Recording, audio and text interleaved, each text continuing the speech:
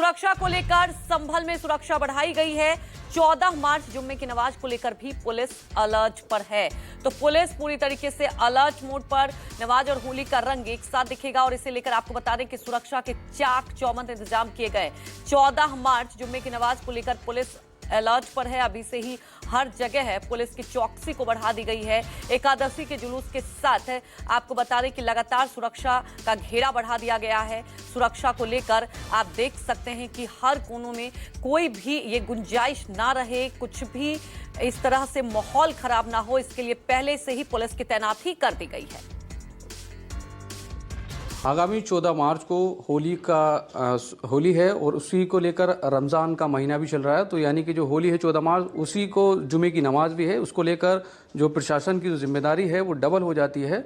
और होली इस बार की संभल की कुछ खास होने जा रही है, क्योंकि पीछे हिंसा हुई है और मुख्यमंत्री का भी बयान आया है कि दोनों ही वर्ग एक दूसरे का सम्मान करें और अपने अपने पर्व मनाएं।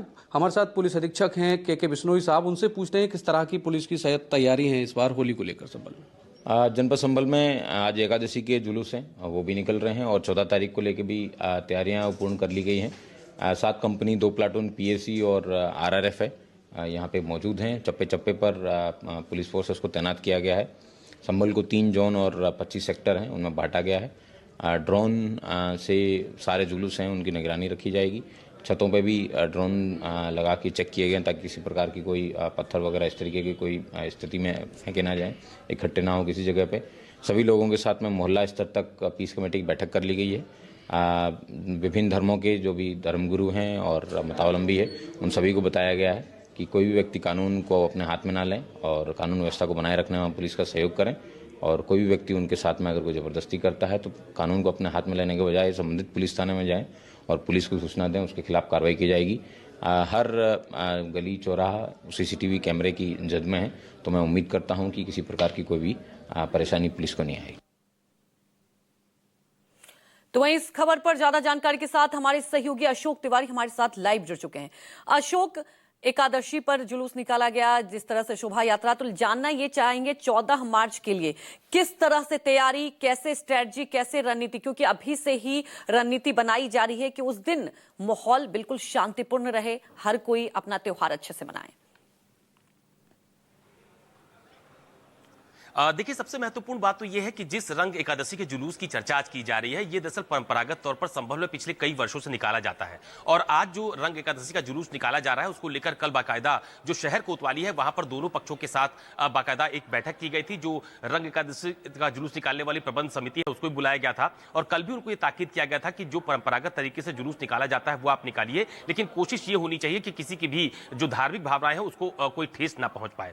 दूसरी महत्वपूर्ण बात जो आपने कही कि चूंकि 14 मार्च का दिन जो है वो बेहद महत्वपूर्ण है उत्तर प्रदेश में सिक्योरिटी के लिहाज से, चूंकि इस बार कई वर्षों बाद एक ऐसा संयोग बना है जब 14 तारीख को जुमे की नमाज भी होनी है और 14 ही तारीख को होली का पर्व भी मनाया जाना है। लिहाजा जो पीस कमेटी की एक बैठक जिलाधिकारी और एसपी की अध्यक्षता में संभल में आयोजित की गई, उसमें दोनों ही पक्षों की तरफ से ये बात कही गई है। बाकायदा लिखित तौर पर इस बात का आश्वासन भी प्रशासन को दिया गया है और प्रशासन की तरफ से भी उन लोगों को इस बात की ताकीद की गई है कि 14 तारीख को जो जुमे की नमाज होगी उसका समय थोड़ा सा बढ़ाया गया है। वहां के जो धर्मगुरु है उनकी तरफ से इस पर अपना आश्वासन दिया गया है। उन्होंने सहमति जताई है कि चूंकि पर्व है, होली का पर्व है, साल में एक बार आता है, लिहाजा जो जुमे की नमाज का वक्त है उसको थोड़ा सा बढ़ा दिया गया है। दूसरी बात यह भी है कि जो दूसरे पक्ष हैं उनकी तरफ से भी ये सहमति दी गई है कि दोनों पक्ष मिलजुल कर शांतिपूर्ण तरीके से अपने अपने जो पर्व है उसको मनाएंगे। कहीं भी किसी तरह की कोई घटना या ऐसी स्थिति नहीं बन पाएगी जिससे लोगों की जो भावनाएं हैं वो आहत हो पाए। लेकिन बावजूद इसके प्रशासन की तरफ से पूरी मुस्तैदी न सिर्फ संभल बल्कि उत्तर प्रदेश के वो तमाम सारे जनपद जिनको संवेदनशील माना जाता है,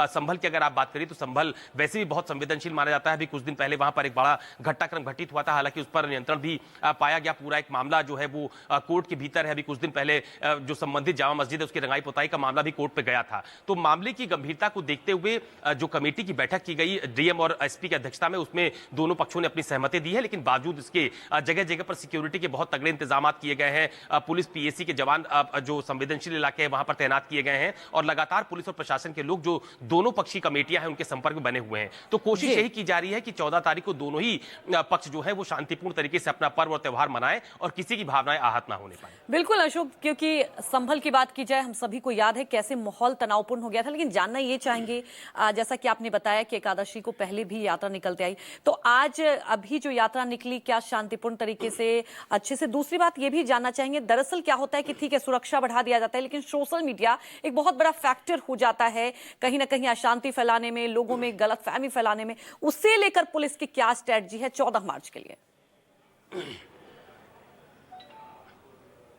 देखिए, सबसे महत्वपूर्ण बात जो आपने कही कि रंग एकादशी का जो जुलूस आज निकाला जा रहा है संभल में, वो पूरी शांतिपूर्ण तरीके से चल रहा है। भारी सुरक्षा घेरे के बीच उस जुलूस को निकाला भी जा रहा है, क्योंकि जहां पर ये घटनाक्रम घटित हुआ था, संभल में जो घटना हुई थी, उससे बहुत ज्यादा दूरी से ये जुलूस नहीं निकलता है। लिहाजा उस पूरे मामले की गंभीरता को देखते हुए भारी संख्या में पुलिस फोर्स तैनात की गई है।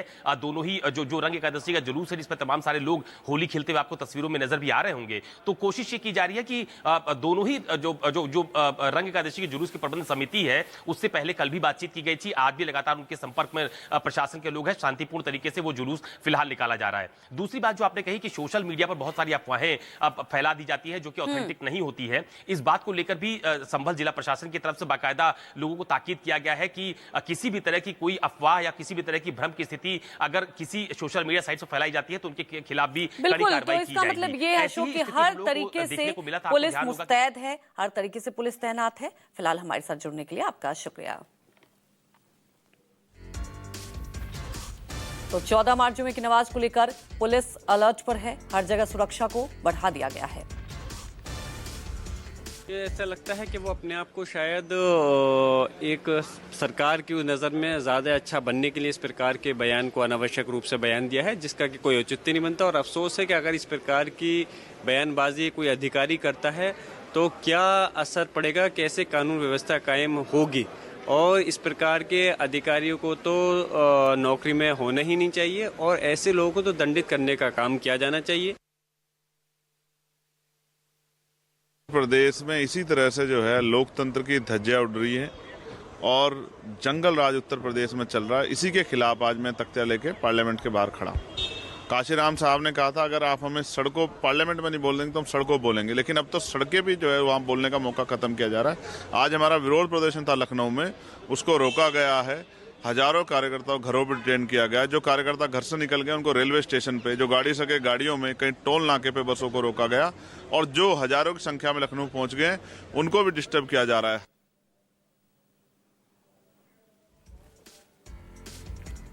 तो यूपी के संभल में सुरक्षा को बढ़ा दिया गया है।